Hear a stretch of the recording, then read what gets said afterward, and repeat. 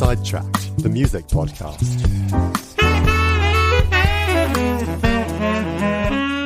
Hello, and welcome to episode 10 of the Sidetracked Music podcast. And today is quite a special episode. But before we get into just why, we're going to say hello to Zach. How are you doing? Hey, I'm good. How are you? I'm good, thank you. And Zephyr, what's going on? Not much. I'm very tired. You've been acting, haven't you? Yeah, I've been doing a school production of Guys and Dolls, and we've done 4 nights. Last night was the last, and I'm very tired. Yeah, so expect maybe slightly reduced Zephyr enthusiasm throughout the episode. Thank God.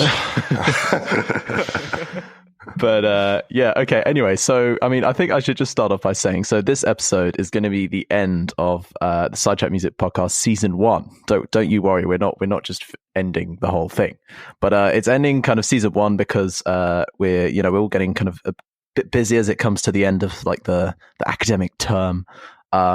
So this is going to be the last episode of this season, and we'll be back at some point, probably in January of next year.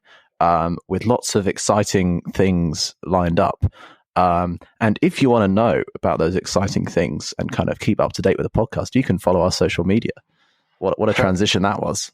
The @S Music Podcast on Twitter and Instagram. So yeah, we'll be posting updates about kind of what's going on. We got some really interesting like interviews lined up. I'm actually in London for a few days at the end of December, so we're going to finally be able to record something in person, which is exciting. Finally, it's kind of crazy we've done this whole thing just like without ever being in person. Yeah, I feel like internet issues are part of the podcast now. Yeah, I know, right? It'll be weird without them. Yeah, it's a whole part of our like comedic timing. Yeah, it's the lag. Anyway, so yeah, that's the kind of little admin announcement. And another couple of things, we have put out a Spotify playlist with all the tracks that we talk about on the podcast. So if you search up the Sidetracked Music Podcast playlist, it will come up. Yeah, so that's probably the easiest way to find any songs that we talk about, and we make sure to put like the right version. So if you've talked about some kind of obscure live version or like extended recording or something like that, it'll be that version in the playlist. So that's pretty useful if you to find the tracks. And finally, we're also now putting the podcast out on YouTube if that's a preferred method of consumption for you. So you can go and subscribe to the YouTube channel. There's some nice kind of, I don't know, professional looking graphics that I'm quite proud of, to be honest.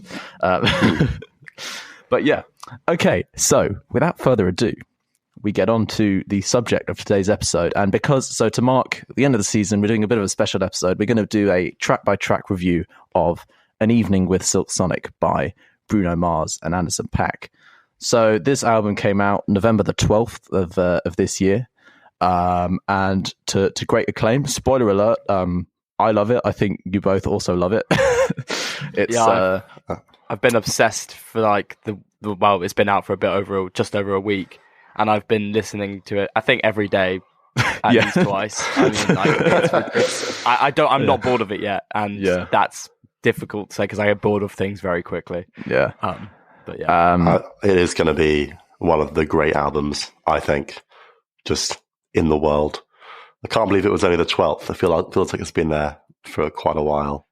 Yeah. It's absolutely incredible. Yeah, so we've talked about Anderson .Paak before. That was in episode 1, I think, wasn't it? Yeah. I brought him. That's yes, why, and I think you did mention his work with Bruno Mars because at the time they'd released a couple singles from the album. They just released "Leave the Door Open," and it was getting lots of acclaim. That was in March. They'd released it, I think. Okay, yeah. Oh, yeah, but that was the time of recording. I think we recorded the first one a while back. But yeah, anyway, so we talked about Anderson .Paak. He's now teamed up with Bruno Mars. It's a hell of a combination. And just to kind of explain the main concept of like the whole album, basically it's a kind of whole kind of parody, I'd say, on just kind of 70s soul. They've gone and basically made a kind of 70s soul album with a kind of really modern twist. It's really clever. So I mean, and we'll go through and play each of the tracks and talk about each track individually. But I guess to start with, what are your guys' kind of overall thoughts about the album itself? I think it's really well put together. Like, all the tracks run in really well, like, into each other, and I'd say there's a really good mix of vibe, even though it is also very bound together by the 70s. The upbeat ones and the more ballady, smoochy Bruno Mars influenced ones. they're like well interspersed.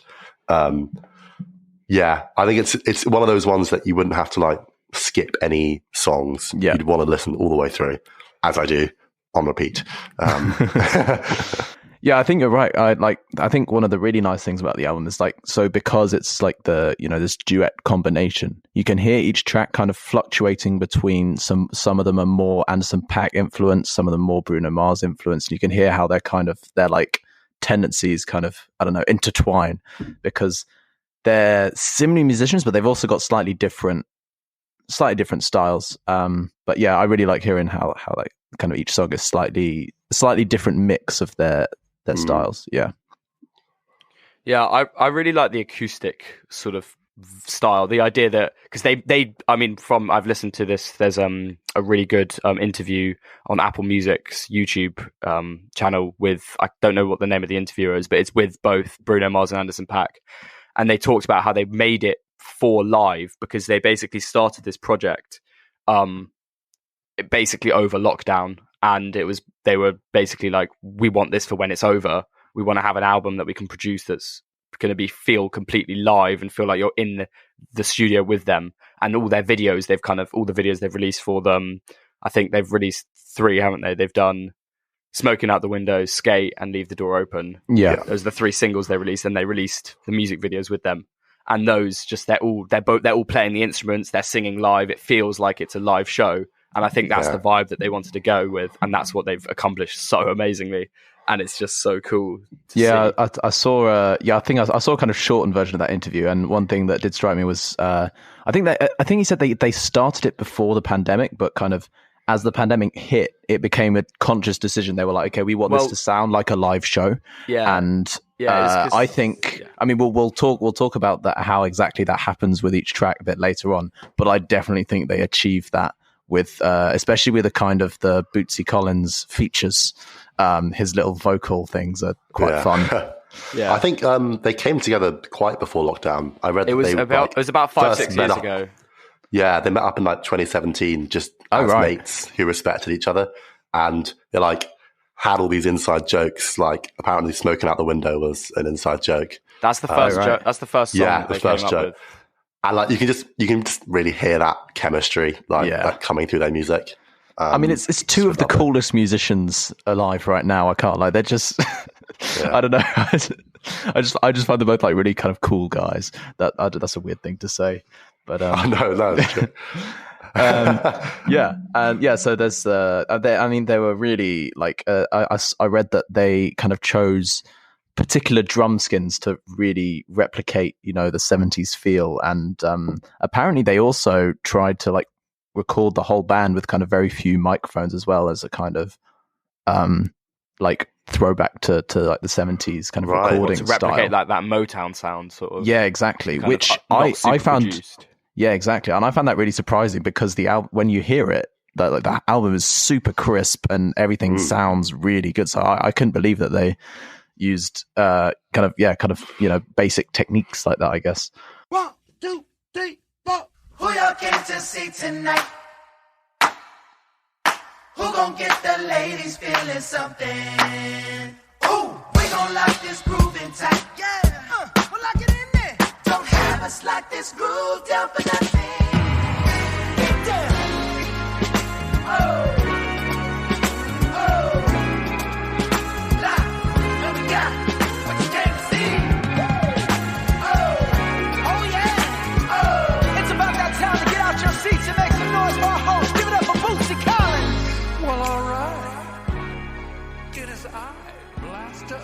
So there you heard a bit of the Silk Sonic intro, and it's one of it's one of the better kind of intro tracks that to an album that I've ever heard. It's like sometimes albums don't always do this, but sometimes artists like to put in a kind of just a little minute long intro thing to kind of set the tone, and I think that's exactly what this does. You hear Bootsy Collins's wonderful kind of voice at the beginning, which is something that comes back throughout the album.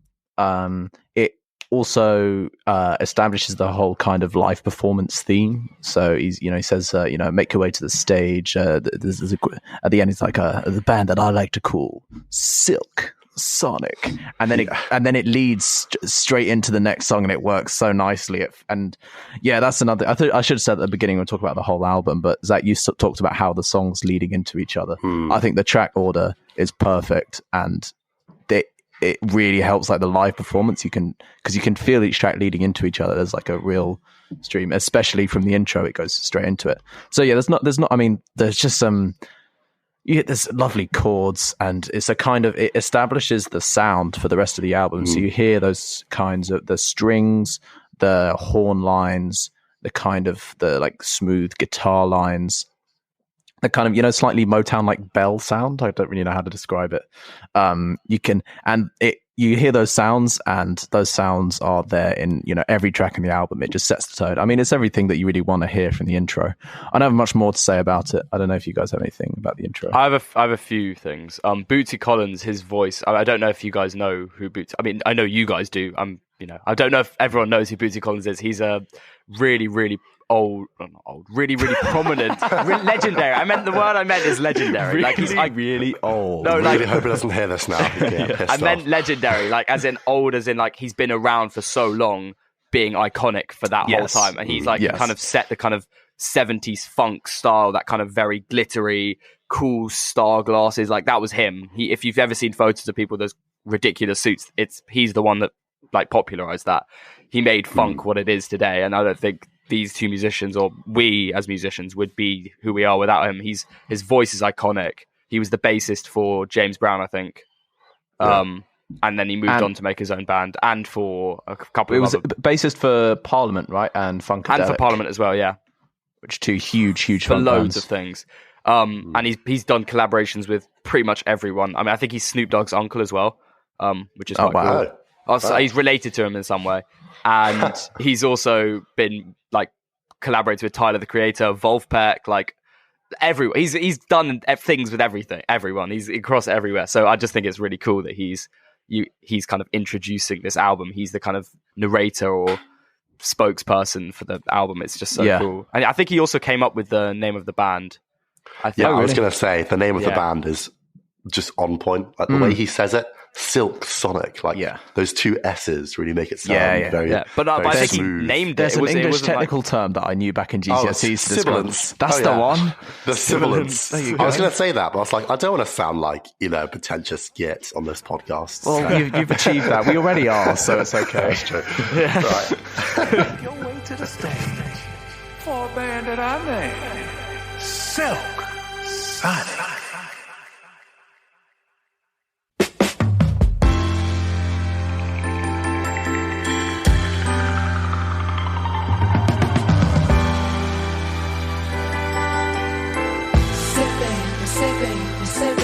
What you doing? Where you at? Oh, you got plans. Don't say that. Shut your trap. I'm sipping wine in a robe. I look too good to be alone. My house clean, my pool warm. Just shake smooth like a newborn. We should be dancing, romancing in the east wing and the west wing of this mansion. What's happening? I am playing no games. Every word that I say is coming straight from the heart. So if you're trying to lay in these arms. So there was the beautiful sound of Leave the Door Open, which I think is my favorite track on the album. I don't know. It's the one that I think it's the most kind of like sonically like rich. What a weird way to say it. But like, I think the harmonies. Silk sonically rich. Yes, exactly. No, that was awful. Sorry. Sonically lager. But I just think the kind of harmonizing and the songwriting is really clever. The kind of the voice harmonies that you get between Anderson .Paak and Bruno Mars, and the kind of backing singing as well. Really, really nice kind of rich harmonies. But also the whole sound is so 70s Motown. You hear those kind of bells, the strings, the kind of fade out at the end, and it's all really it's what out of kind of the whole album, I think it's probably the song that sounds the most like a kind of like 70s track.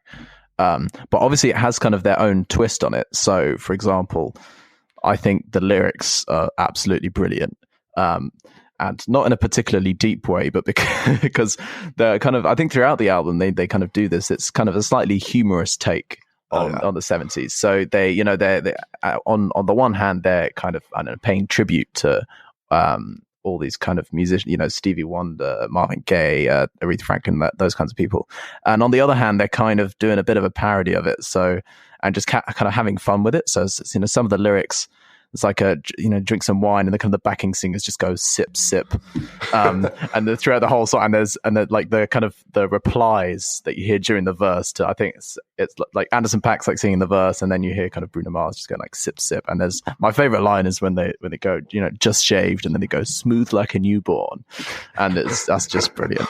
But yeah, just have a listen. The lyrics really make me chuckle. They're really clever.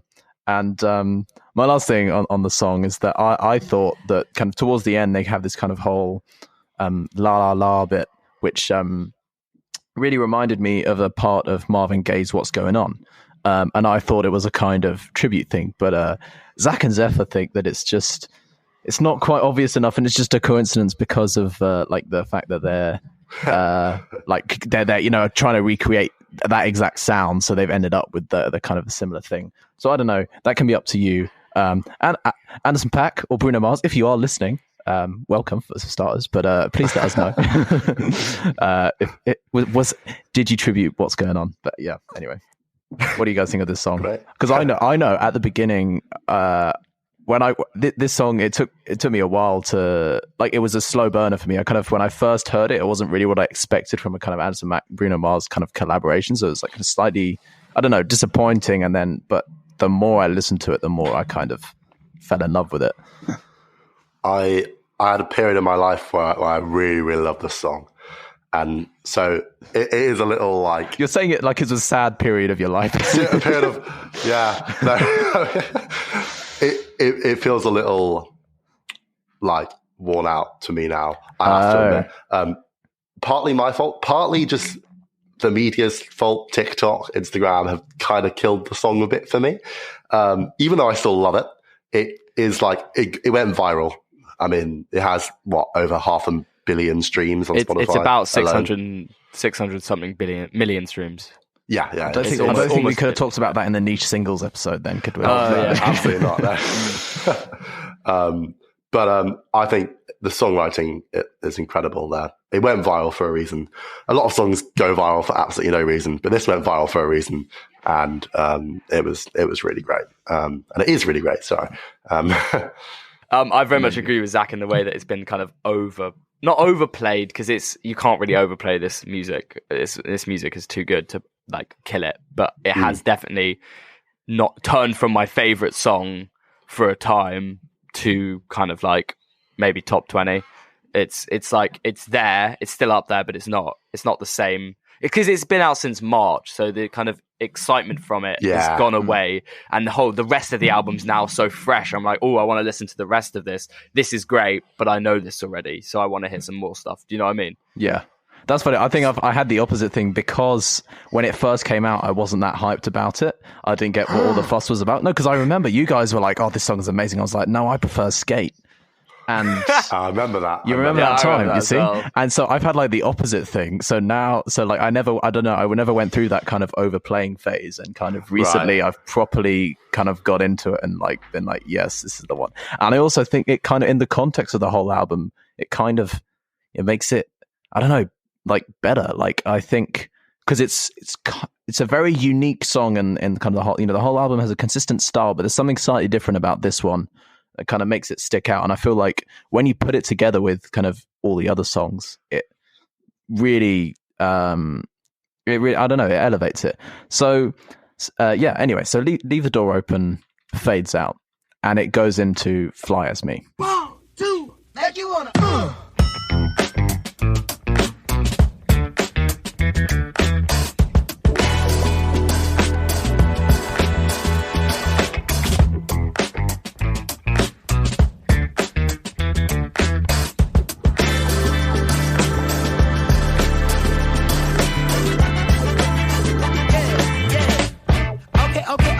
Yeah, okay, now have you ever been with a player? Take you downtown where they treat me like the mayor. Take you to the crib where you take it upstairs. What's upstairs? Shit, I'ma show you later.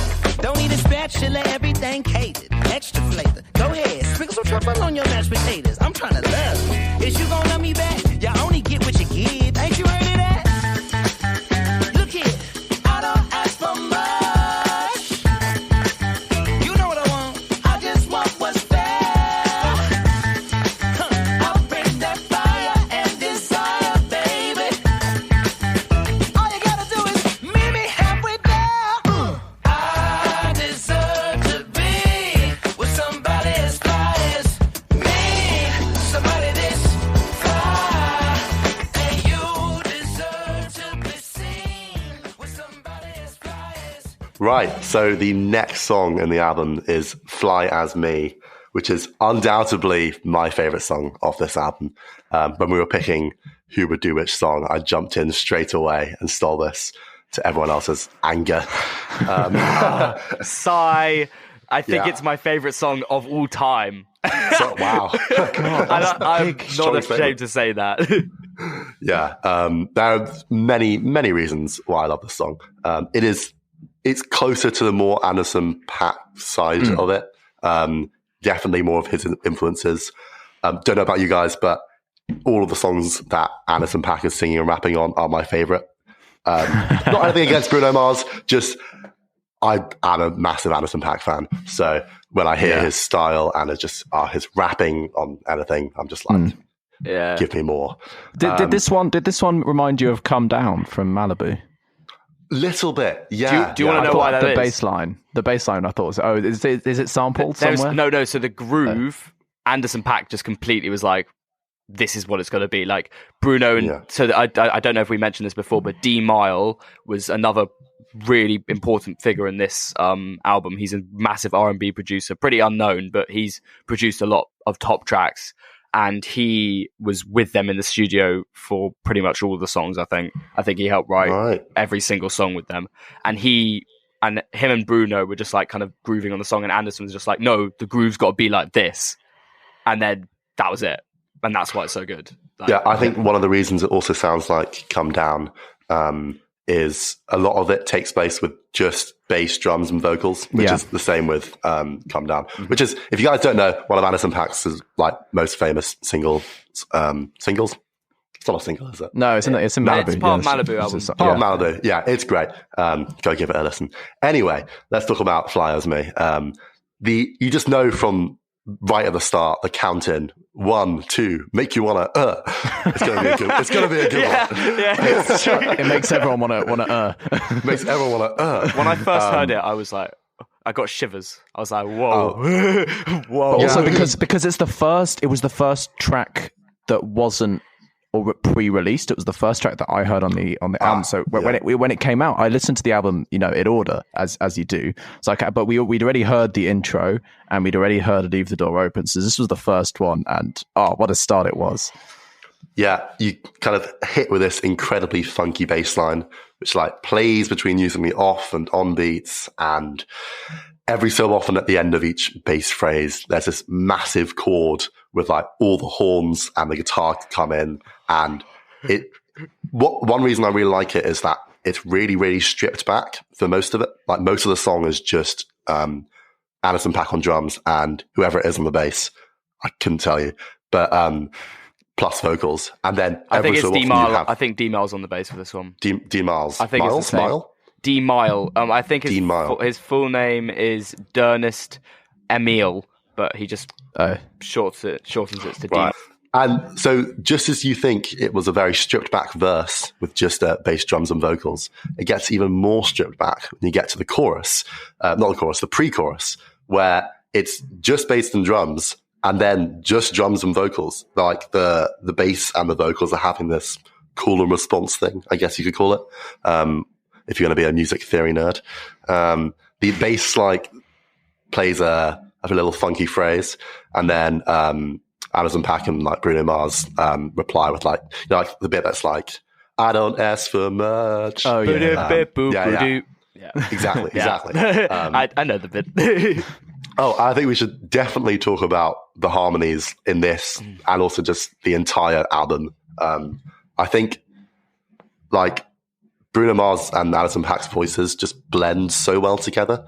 Like they're quite similar, but just different enough that you can tell that they're like different people and they go so well together. So, I mean, that's why all the harmonies are done like as them two together rather than like one person overdubbing, which I really like.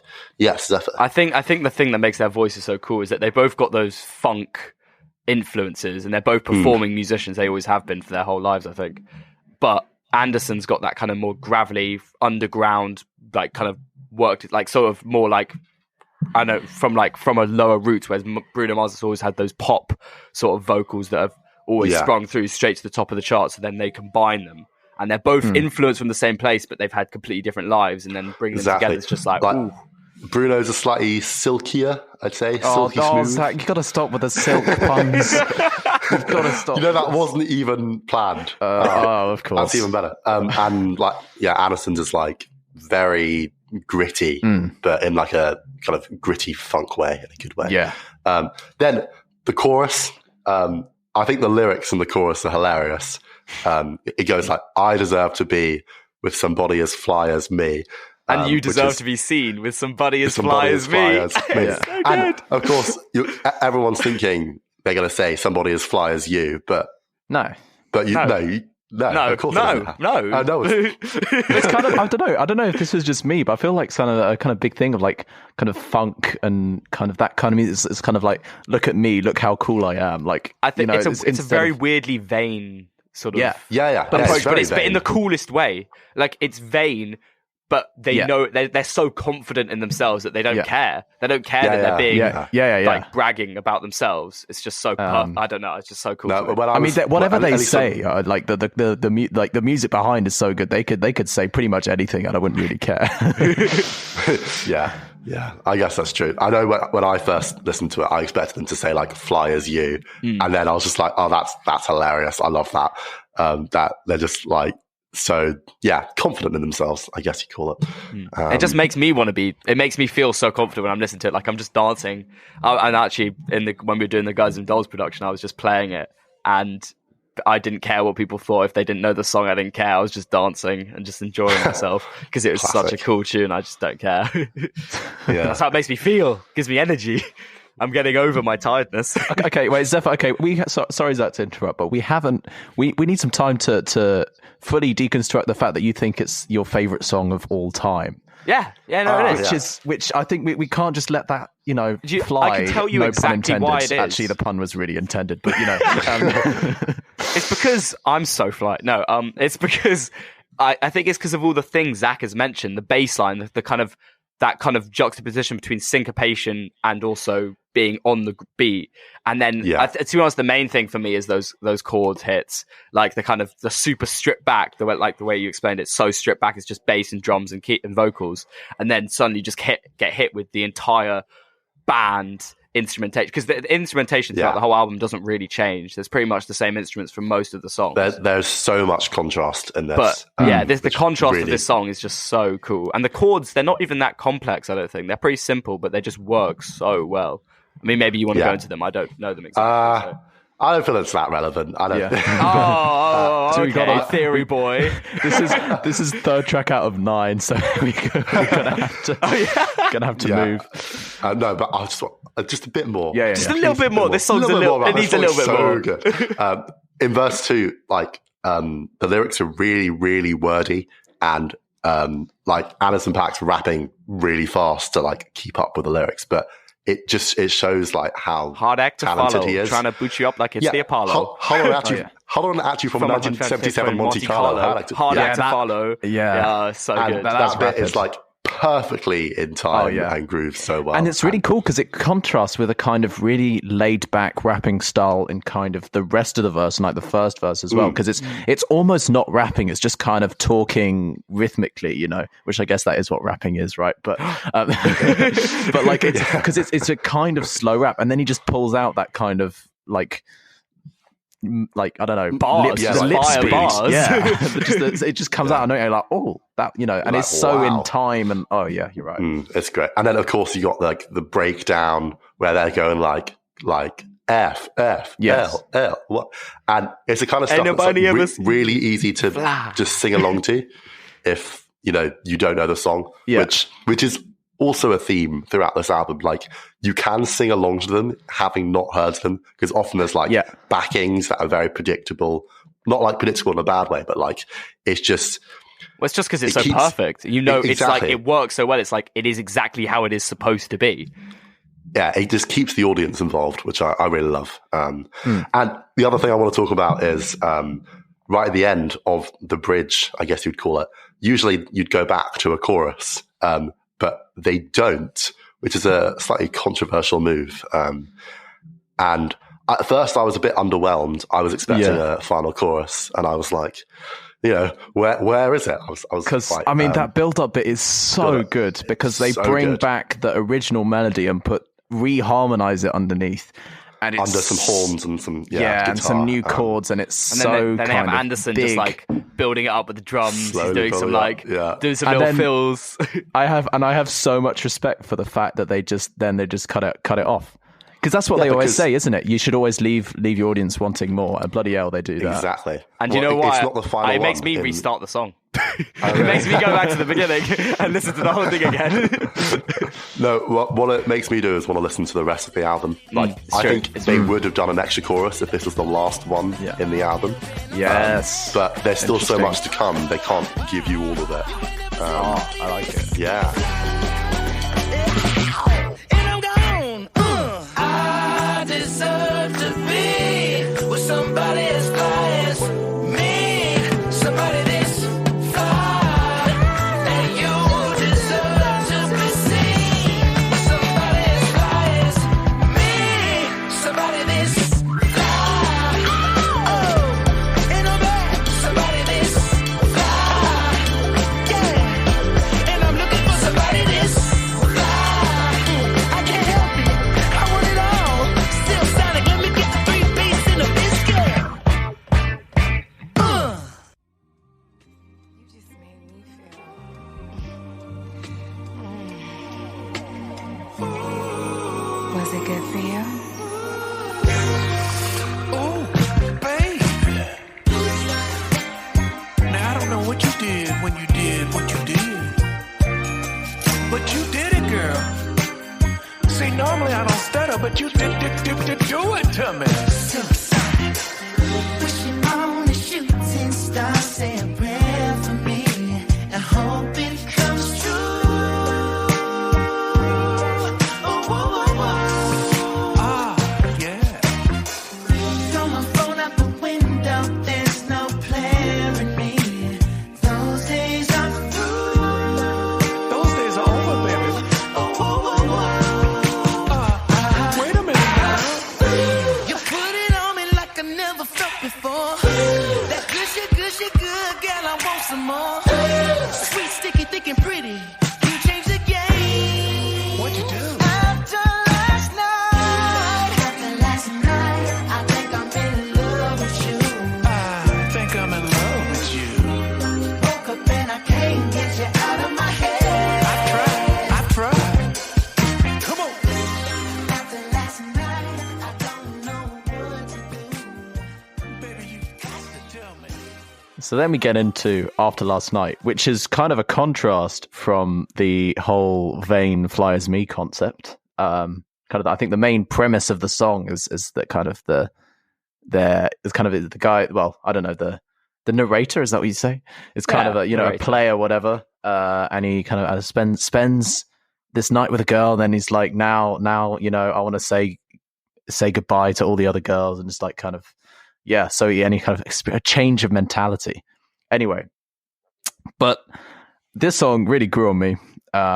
It's again really slow. I guess it's kind of similar to Leave the Door Open in the kind of the ballad style, and kind of how kind of slow it is. But so Zephyr pointed out, there's a 3-part harmony with Thundercat, who's also featured on the song, and that really like the harmonies, especially with that kind of now that it's 3-part, it makes it like really rich, and like it's just a really, really nice sound. It's kind of, it just, I don't know, it's kind of warm.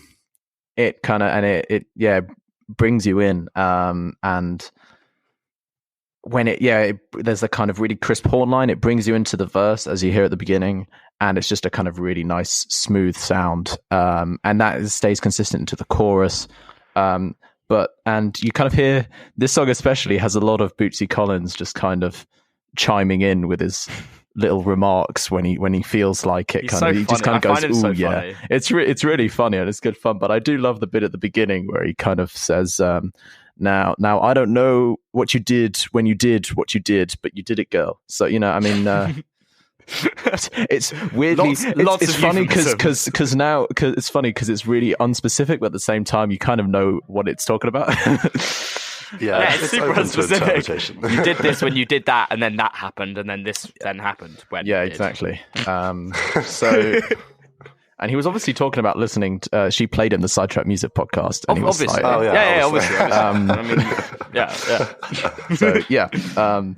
Anyway, do I have any, so there's, and obviously, and it just, there's the more just pure kind of 70s influence, the bells, the horns. There's a really nice classic kind of key change at the end. It's, you know, it's not the most creative key change in the world. It's kind of the, you know, the basic key change, but it kind of sounds nice, adds, you know, some color. And yeah, I just thought this song kind of, you know, at first listen, I was like, okay. But the more you listen to it, the more it kind of grows on you. And I really like it. Yeah, I like this one because it's a big collaboration. I've noticed looking at the writers of this song and the producers. There's this group called the Stereotypes who are a big production team. It's made up of 3 members. I don't know any of them. They're called Jonathan Yip, Ray Romulus, and Jeremy Reeves and Ray Charles McLaughlin. They're just these producers, American producers, and they're one of the big. I was going to say Ray Charles. Ray Charles. Yeah. It's not that Ray Charles. But they're a big like production team. There's 4 of them. They've produced like loads of R&B classics, I think. I mean, I don't know any of them, but I just know that they're big, and they all helped like make this song what it is, and Thundercat and Bootsy Collins. Like, it's just a huge collaboration that, and it also has grown on me as well, because at first I thought it was a bit of a filler song. It's kind of like, oh yeah, this is just the transition in from Fly As Me, which is amazing, into kind of the next half of the album, because this is kind of the midway point. Well, it's kind of hard to follow the greatest song of all time in Zephyr's Eyes. It is it's quite kind of difficult. tough act. But it feels like a kind of cool down, because it is much more chill. Because But Fly it's As Me part so of the whole upbeat. flow of the album, you know? Yeah. It's taken you in. I loved it straight away. Oh, really? I thought it was really, really groovy, and the chorus, like the way they sing, I think I'm in love with you. Yes, like, the way they like alter that note, I'm just like it's not really in key, but it works so well. Like kind of blue. It's not really a bluesy note, but it's a blue note. it's a soul note. Anyway, I also really like. You go. I really like Thundercat's kind of voice over the intro. It's that very wispy. That is Thundercat, because he's got a very high pitched voice. If you listen to any of his solo music, he's always in his falsetto range. I don't know why. I think he could sing lower down for some of the stuff he does, but in this it works perfectly. It's just like the kind of background to Bootsy Collins just talking about whatever he's talking about. Yeah, he has the extremes of the frequencies. He plays bass as well as plays bass. Like, sings really. He plays high a 5 pitch. string as well, so he gets that extra B on the low note. It's crazy. Wait a minute, this love started off so tender, so sweet. But now she got me Smoking out the window. Must have spent 45,000 up in Tiffany's. Oh no! Got a badass kids running around my whole crib like it's Chuck E. Cheese. Whoa, whoa! Put me in the jam with an X-Man in the UFC. Can't believe I'm in disbelief. This bitch got me paying her rent, paying for trips, diamonds on her neck, diamonds on her wrist, and here I am all alone. I'm so cold, you got me out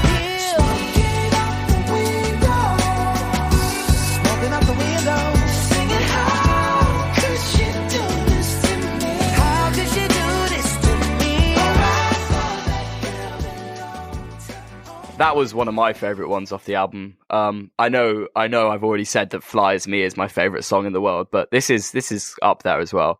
So I love that this was the kind of first idea that Bruno and Anderson had together like 5-6 years ago, Smoking Out the Windows. I think you mentioned before, it was like a kind of inside joke. Yeah. That they didn't really touch for ages. They just kind of wrote it one night when apparently Anderson was quite drunk and Bruno was like, I've got an idea. And then he just hopped up to the studio. They produced the track and he left. That was it. But I just find this song so funny. All the lyrics are just hilarious. Like the story of it, it's quite a difference as well from the kind of the intro is kind of a lot about being a player and look how cool I am. I've got this girl. I've got these girls. Look at me. And then this is kind of the opposite. It's where the girls kind of left you and you're now like, what am I going to do? I'm sad now. And like, that's kind of this song. And in Chuck E. Cheese for some reason. And in Chuck E. Cheese, he spent 35, maybe 45 at Tiffany's. I mean, who knows? I just remember listening and just being like, wow, and then just hearing the kind of Chuck E. Cheese. I'm like, what?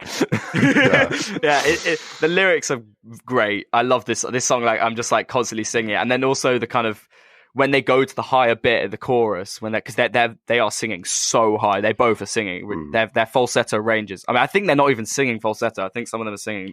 I think Bruno's singing in his chest. Maybe Anderson's in falsetto, but they are singing really high. And a thing that I heard about the way that they work together in the studio is that they would push each other a lot. So kind of Anderson would be like, "Yeah, I got this," and then Bruno would be like, "How about you try it higher, or you try this?" And they just kind of push each other, and then that's how it got to such a high level because they kept just flinging it back at each other and making it just sound great. So yeah, that's kind of all I have to say about this song. I love all of it, but what do you guys think about it? Yeah, I mean, I thought it was really good. I thought it was interesting that this was the one they released like just a kind of week or two before the full album release. Because obviously the first one they came out like back in March was Leave the Door Open, then they put out Skate. I don't know what, like 2 months later or something. And this one they put out kind of just before. That was in July. They released Skate in like end of July. That's it. Yeah, that confused me a little bit. I don't know why it was so like close to the release date. I don't know. And maybe it's a kind of deliberate thing because it was the first song that they came up with. I don't know, but yeah. I mean, you tend to do kind of, if you're doing a kind of a debut album sort of like this, a lot of people do kind of 3 singles. But it was weird how like close it was. I don't know. But it kind of makes sense because there's only 3 videos, and these are the ones that have videos. So maybe they just wanted to release the one with the video just before to like get super hyped. I think this is the one with the video because this is the one that they wanted to release first. No, but they didn't record this one first. I think they recorded the video. They recorded Leave the Door Open first because that's how they got the studio setting. That's how they got the idea of we're gonna play with instruments and we're gonna make it feel like this is what we would do if we were doing a gig. And then they just rolled with that because it worked so well for Leave the Door Open. They're like, oh well, this is what we are now. This is what we do. Yeah. We are performing live musicians. Oh, look at here, fellas. Take it from your Uncle Bootsy. Ain't no shame begging in the rain. Tell her how you really feel.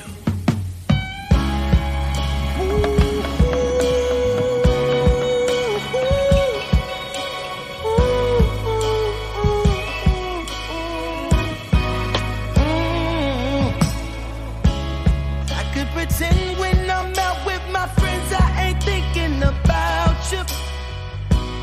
I could pretend like I ain't in my feelings, but that ain't true. Nah. When I called you out your name, that was my ego, my pride and pain. I should be a movie star, the way I play the part, like everything's okay. Oh, now I try to be the life of the party. Oh, not buying shots at everybody. But it's all just an act, I can't have you back. Without you I've been going crazy, trying to put on a smile,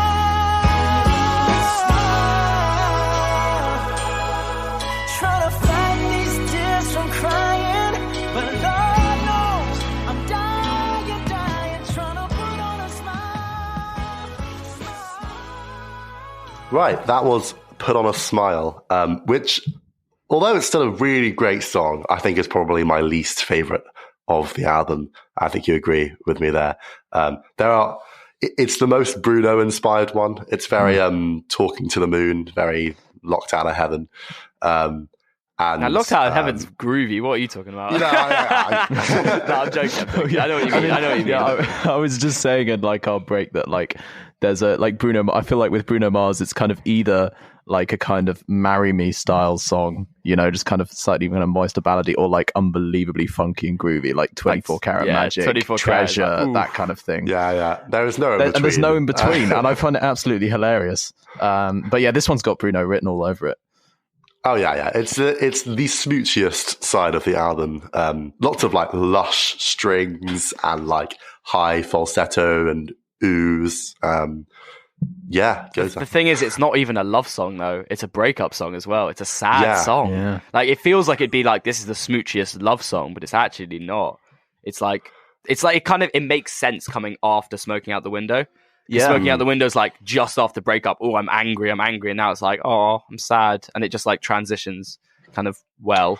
Yeah, it really runs into it like really well from Smoking Out the Window. But the best thing about this song, in my opinion, is the key change in like the final pre-chorus, which goes up a semitone. It's kind of classic, but like, yeah, go on, Zeph.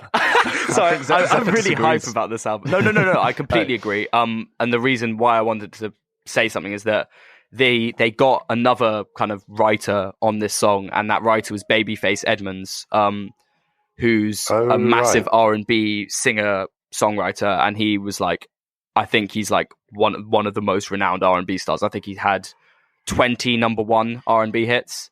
12 Grammy nominations, like that's insanely not bad. And he was, it's not bad. You know, it's good. It's 20 good, more than us. And he was in the studio with them, and he was just like, yeah, you need to go up. You need to go up. Yeah. You need to go up. This needs something more. And so they were like, but we're already singing so high. Like, no, it needs to go up. So they were like, okay, fine. So funny. And they were right. He was right. It did need to go up. I mean, we love a good key change. There's so many key changes in all of this entire album. But it makes that final chorus just feel fresh and uplifting. It's like slightly uplifting, even though it is a sad song, which is quite a nice contrast. I think that's a really Bruno Mars thing, isn't it? Though I feel like even his sad songs are kind of weirdly like cheerful, in a optimistic. I guess that's the word, maybe. But the song really grew on me.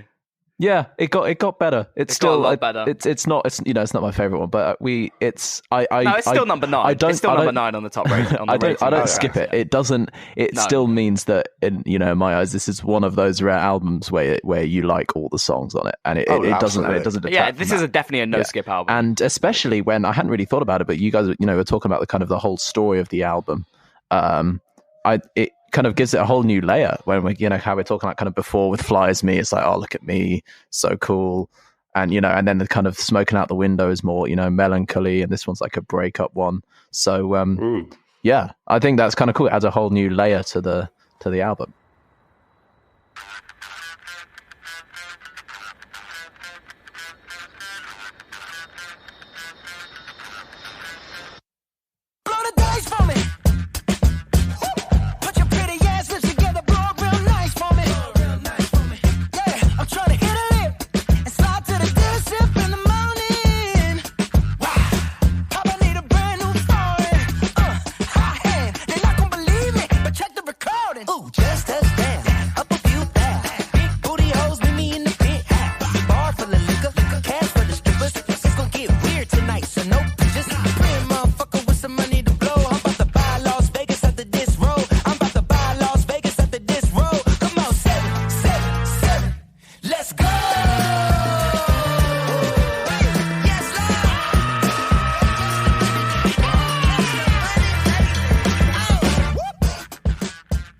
That is a funk masterpiece, in my opinion. The clavinet is a staple. The sound at the very beginning. I should point out, just the clavinet is what they used in Superstition, Stevie Wonder. I don't know, like that. It's a very cool sound. I mean, it's very like this is funk. Okay, I know what this is. This is funk. This isn't any other genre. This is funk. Yes. And then that kind of is also doubly sought out with the Hammond organ that's also there, which is also a kind of staple of sort of soul and funk music. And that was D-Mile playing that, which is cool. D-Mile, again, that producer that I was talking about before. It's just a really cool funk track, and as you're saying in the break, it's kind of like the story's continued, and he's kind of getting over this breakup by going to Las Vegas, and spending all his money. He's got loads of money. He's just going to go spend it all. And this again is kind of another much more Anderson Paak influence. One, and it also has this cool thing that I don't know if I think we kind of picked up on it, and this is in a lot of their music. They have like these kind of tags. So Bruno Mars's one is like kind of "Let's go" or "Let's go, baby." He kind of says those things, and I don't know. I just "Oh Lord" is the Yes Lord. Yes Lord. Sorry. Lord. Yes Lord. Yes Lord. That's the which Anderson you hear Paak one. particularly in Suede. And particularly in Anderson Paak's album, Yes Lord. But yeah, it's just a cool kind of tag that you hear, and they say it kind of as the chorus hits, like as it's kind of hyping up the energy. And also something I want to mention about the drums, which is because I'm a drummer, something I noticed about drums. They do this thing on pretty much every single chorus. I've noticed on the last choruses, on the last kind of sections of every song, they move to the offbeat bell on the right. So there's different cymbals, right, on a drum kit, and the one that is used most commonly in jazz is called a ride cymbal, and it's the kind of big one,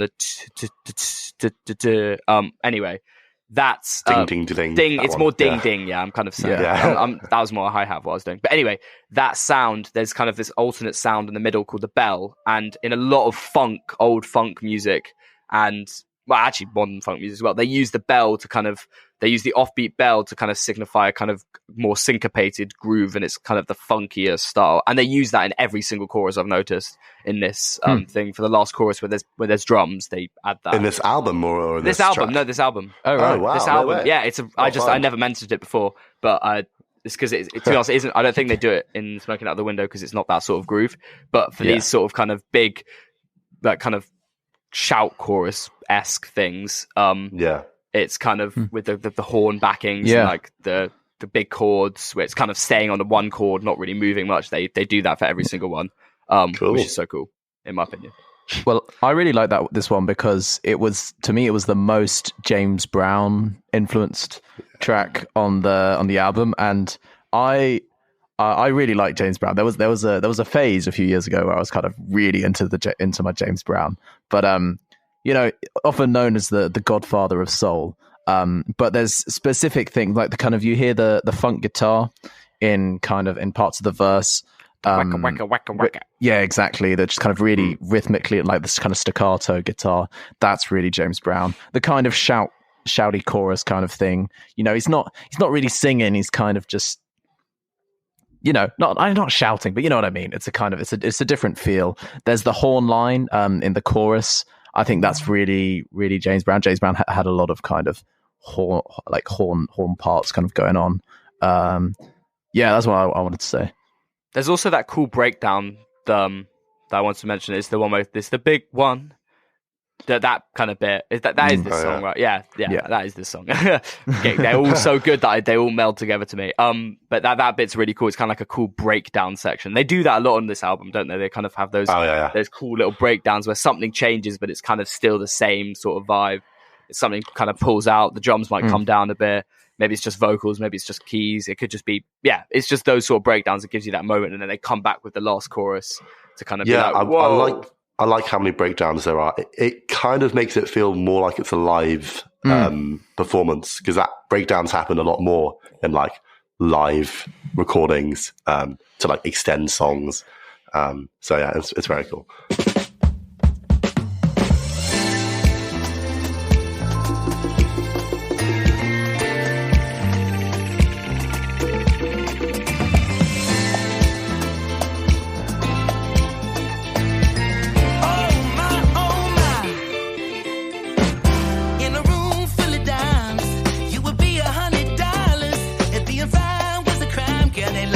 Fine ass up in the tower. The way you move like you do, ooh, it's like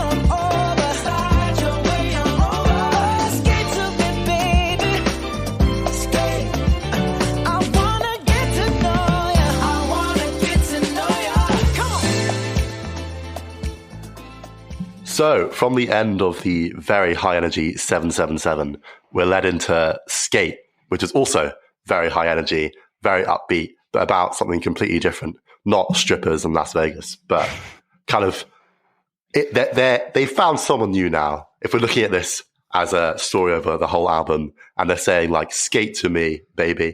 And it's all very upbeat. It's all very happy. It's near the end of the album and everything kind of feels resolved.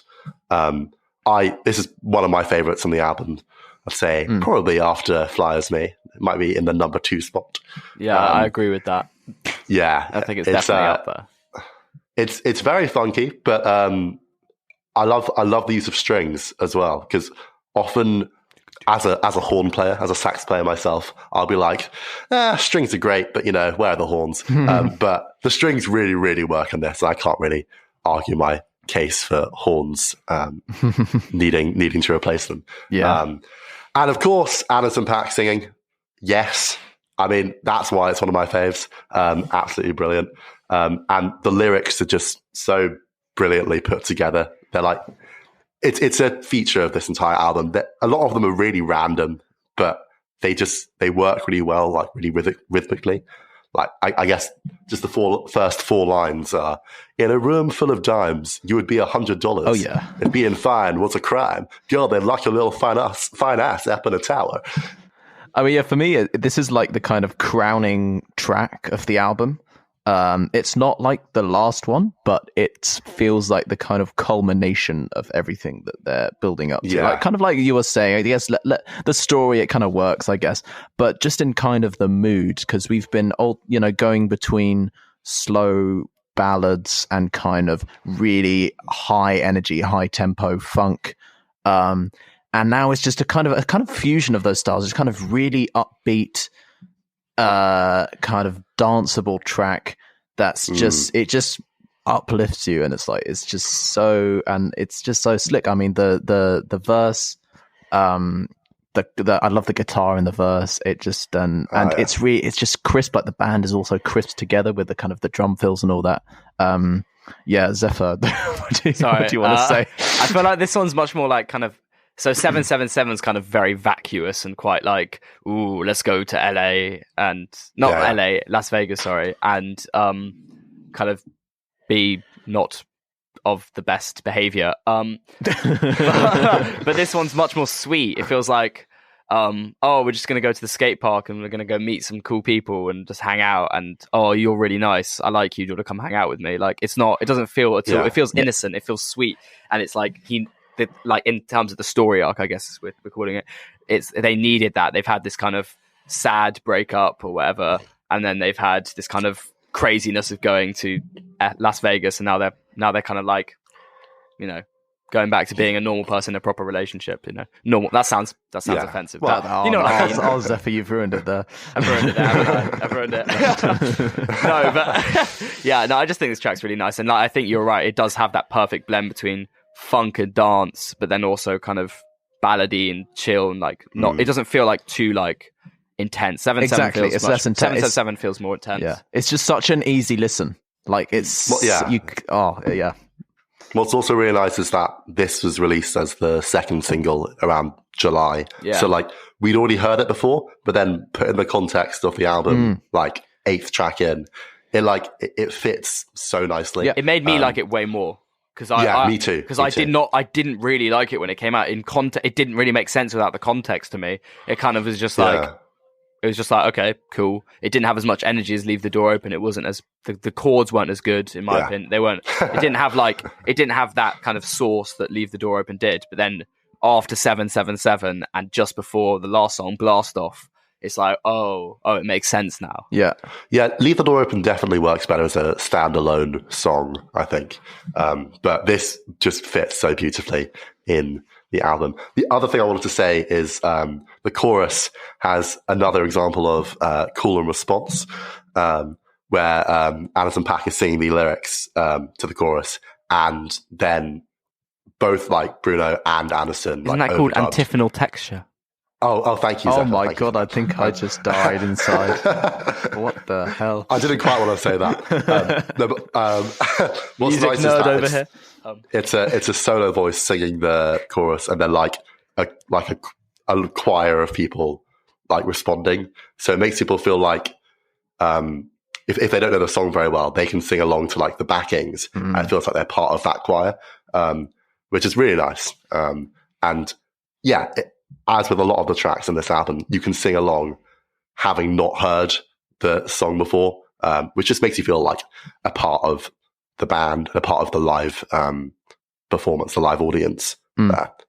Yeah, this is funny because we keep talking about this, but we've had like opposite, like I don't know, opinions of like Skate and Leave the Door Open, because Leave the Door Open came out first. You guys loved it. I was slightly underwhelmed. Then Skate came out. Yeah. I loved it immediately. You guys were like, nah, Leave the Door Open's better. And now we've kind of switched around because I prefer Leave the Door Open. Because for me, Skate was just an instant hit. Like it opened up, I was like, okay, and then it breaks into the verse. And it's just so like smooth and silky, excuse the pun once again. I haven't made one silk joke yet, and you guys have made like loads between you already. It's annoying. Okay, well, you've got 10 minutes left. No, I choose not to. I refuse. Okay. I'm abstaining from making awful jokes like you two. Okay, blast off.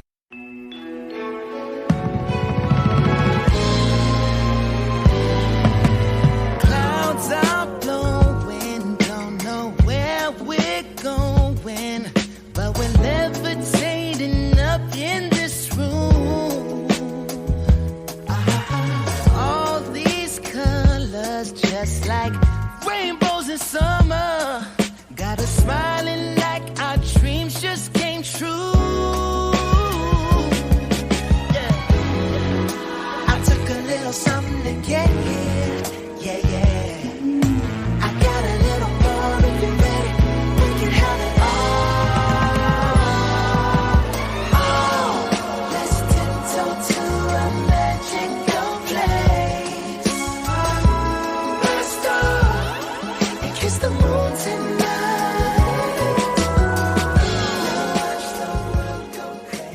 The outro to the album, the kind of the conclusion to this journey that you go through. And I'm actually thinking about this. This album is only 30 odd minutes long. It's not a long album in the slightest. That is a short album in my head. Like normally album, if I consider an album, I consider at least 40 to an hour. But this is only half an hour. But that half an hour feels like it goes in 2 minutes because it's so good. Like every single second is insane. And this is just this last song is just a conclusion to all of that. It just kind of brings everything together. And I mean, the topic maybe not so so innocent. I guess I think it's to be honest, I think it is about them doing drugs and hanging out together. But you know, that doesn't really matter because the actual groove, the kind of the vibes you get from this last song is just great. And the intro is so cool with that quick, just a little drum fill, and it just goes straight into the verse. There's no like. Sorry, no, you're missing out the strings. Oh yeah, stacking, fine, and force, fine. And builds up these incredible portal chords. harmony, also known as harmony Jenga. Harmony Jenga. Yeah, harmony Jenga. That's great. I love that. That's a really good way of saying it. It's my favorite intro of all of the songs. Yeah, I agree. I think it goes so well into the verse. And then, of course, there is the drum fill. Yeah. No, you're right. But that whole bit is just so great, and like every time I listen to this song, I'm just like dancing. But it's like a slow dance. It's not like like it's more just like the shoulders are going, like you're just really getting into it. These guys get to see what I'm doing. You don't get to hear. We just saw Zephyr's shoulders going, and it's quite the sight. But I'm literally just at school. I'm just in the library, just listening to this. In my freeze. But it's just such a cool end to such a cool journey. And I really like the guitar solo as well, which is played by Bruno. I wasn't sure who played that. I was scouring the internet to find it, and I could have just looked on the Wikipedia because it says exactly who does it. And it's Bruno. He also does the guitar solo on After Last Night, but I didn't even know there was a guitar solo on After Last Night. So I don't know what that is referring to. Yeah. Is there? Right. I can't.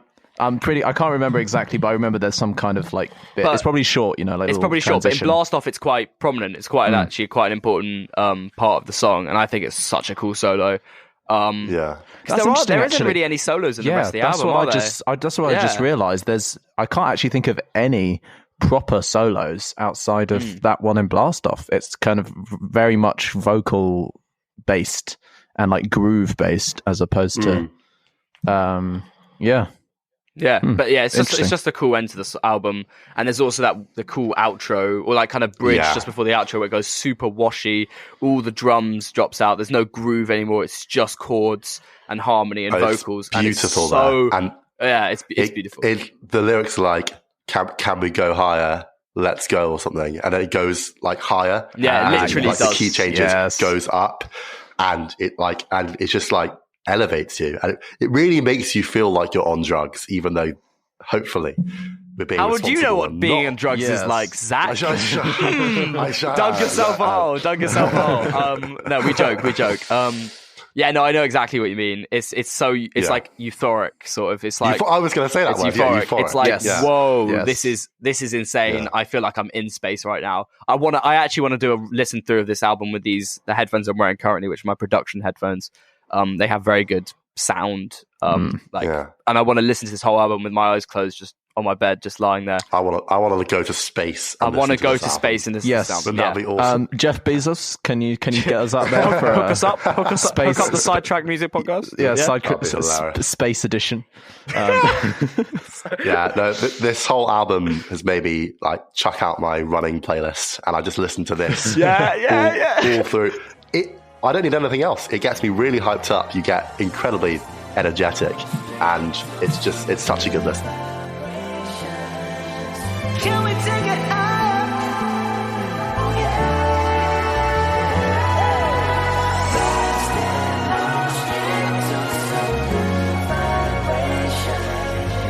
Can we take it higher? Oh yeah. Come on.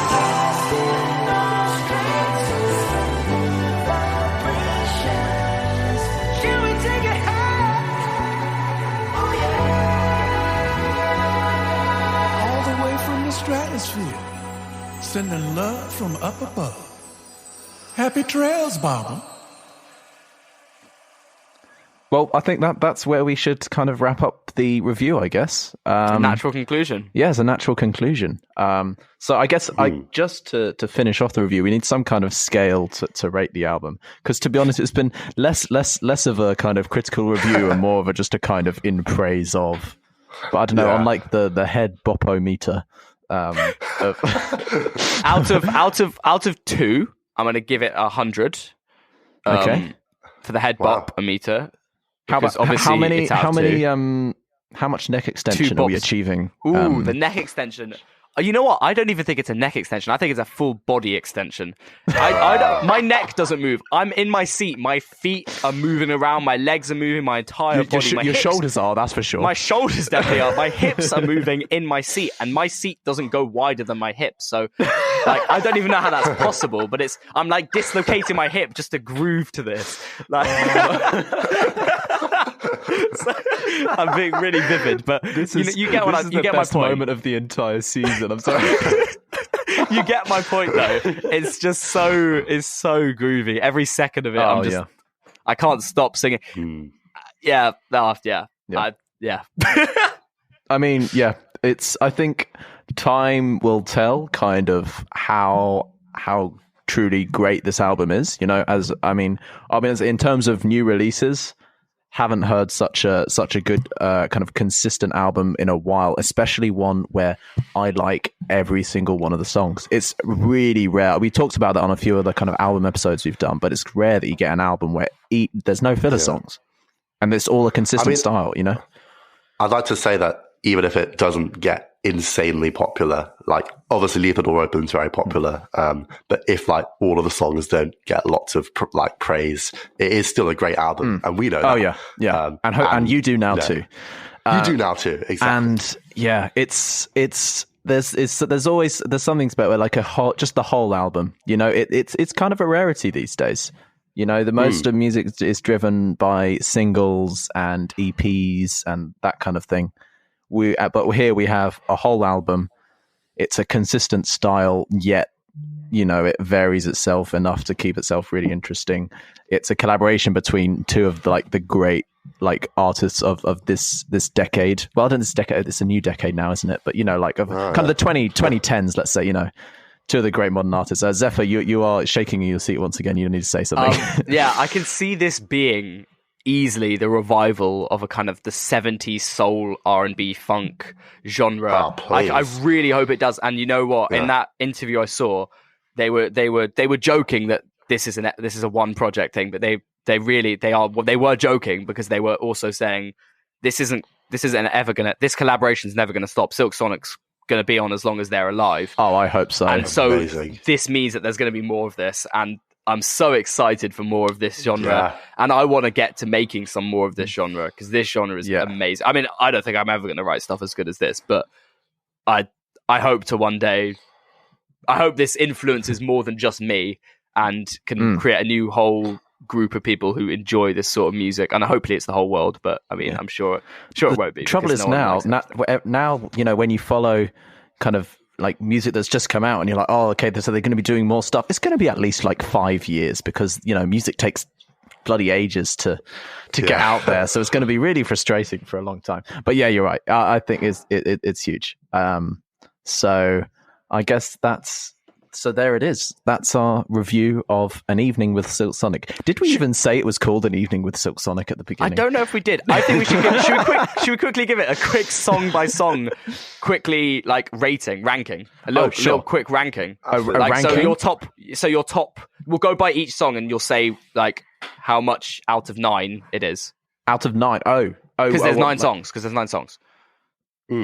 Okay, it's probably easier that's a weird way of doing it. It's probably easier just to go first to last. Yeah. Okay. I think. How about it's we unfair. run through the story of it. Run through the story of the songs. What? So how about? This is how professional we are. We're working out the program of the podcast on the fly.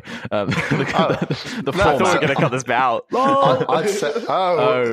I'd say to me, it starts with them kind of opening their door to someone new, leaving their door open, and kind of then showing how cool they are and being a little bit vain, but really enjoying being with this person. And then maybe they're a little too vain because this person, they fall in love after last night. Then the person that they're in love with kind of breaks up with them. They're angry, then they're sad, then they get over it by doing the classic guy thing of going to Vegas and spending lots of money on strippers and, you know, things that classic illicit things that we won't talk about on this podcast. And then they meet someone new at a skate park and they're all happy again and they live out their days blasting off and looking down at the world and outer space. What a way to wrap it up. So I think that instead of ranking all the songs, because I think it's unfair to put a song last, let's each say our top 3 songs in order. So Zach, you're first. Fly As Me. Then I'd say Skate, then Blast Off. Zephyr. I'm the exact same. I was like, no way is he going to say. Like, I knew when he said "Fly As Me" and "Skate," I was like, okay, that's fine. I'm agreeing with that. I thought he was maybe going to go interesting. Leave the door open, but yeah, I'm agreeing with that. Blast Off. Wow. Okay. Well, I think I'm going to go in order: Leave the Door Open, Fly As Me, and After Last Night. Which is nice. I've just come up with that on the fly, but also that's the actual order of the songs. Like the kind of opening 3 songs apart from the intro on the album. And I think that stretch is really cool. I feel like those 3 songs, they kind of cross all the kind of genres that you cross in like the whole album. I don't know. I feel like it sums it up. It's pretty nice. Anyway, so there it is. Okay, so we've kept you long enough. This is a pretty long episode, but we hope you've enjoyed it. Hopefully we can do stuff like this again with other kind of new music that comes out. I had a good time recording it. So if you enjoyed, please do subscribe to the podcast so that you get the new episodes when they come out. Check out our social media at S Music Podcast on Twitter and Instagram. We're on YouTube as well. And yeah, share the podcast with your friends and family if you think they'd enjoy. And so this wraps up the end of season 1. And so we'll be back for season 2 early next year. And I guess just before we wrap up, we should say a quick gushy thank you to everyone who's listening in, because we have a good time recording these podcasts, and we're very grateful for you taking your time out every other week to listen to us three say nerdy musical things and talk about harmonic Jenga and that kind of thing. But anyway, so that's out the way. So anyway, thanks so much for listening. We'll see you not in 2 weeks, probably at the beginning of next year for a beginning of a bigger and better Sidetrack Music Podcast season 2. There's exciting things coming. So we'll see you then. Sidetrack, the music podcast.